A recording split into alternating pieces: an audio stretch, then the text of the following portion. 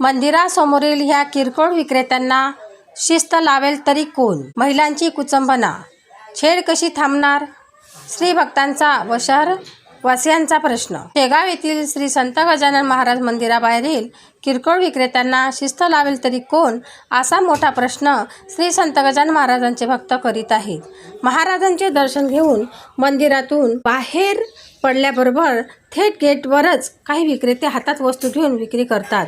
हे विक्रेते इतके मुजोरपणा करतात की भक्तांना बाहेर निघणेही मुश्किल होते. यात महिला भक्तांची तर नेहमीच कुचंबना होते. त्याचबरोबर किरकोळ विक्रेते सजावटीच्या वस्तू, किचन, महिलांचे कानातले, नाकातले आदी साहित्य स्टँडवर घेऊन रस्त्यांचा मधोमध लावून विक्री करतात. या महिला भक्तांना रस्त्यावर चालणेही मुश्किल होते. पुण्या विक्री करणाऱ्या व्यक्तीला काही म्हटले असतात काय भांडणार ही मंडळी येतात. काही मागील महिन्यापासून याच मार्केटमध्ये भक्तांसोबत मारहाण करण्याची घटनाही याच भागात घडली होती. त्यावेळी नगर परिषद आणि ठाणेदार पाटील यांना नियमित मोहीम राबवून या दुकानदारास विक्री करण्यास मज्जा घातला होता.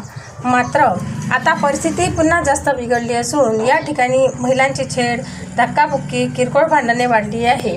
हे बघून संपूर्ण महाराष्ट्रातील बेरोजगारी शेगावातच आली काय, असाही प्रश्न शहरवासियांना पडला आहे. परिसरातील नगरसेवकांकडे किती वेळा तक्रारी होऊनही ते सुद्धा हतबल झाले आहे. तसेच मंदिर पोलीस चौकी आणि त्यातील पोलीस कर्मचारी फक्त नाममात्र असल्याची चर्चा परिसरात आहे. हे कुठलीच कार्यवाही करीत नाही.